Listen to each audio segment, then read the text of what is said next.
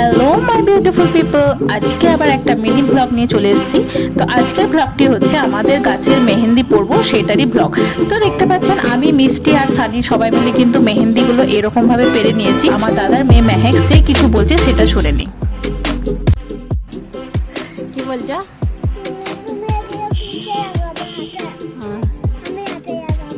ঠিক আছে, বেশ।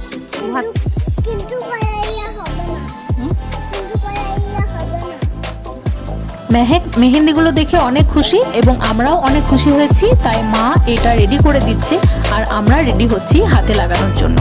এটা বেটে নেওয়ার পরে এটা হালকা আছে গরম করে নিলে কালার ভালো আসে, তাই বন্ধুরা আমরাও কিন্তু একটু গরম করে নিয়েছি।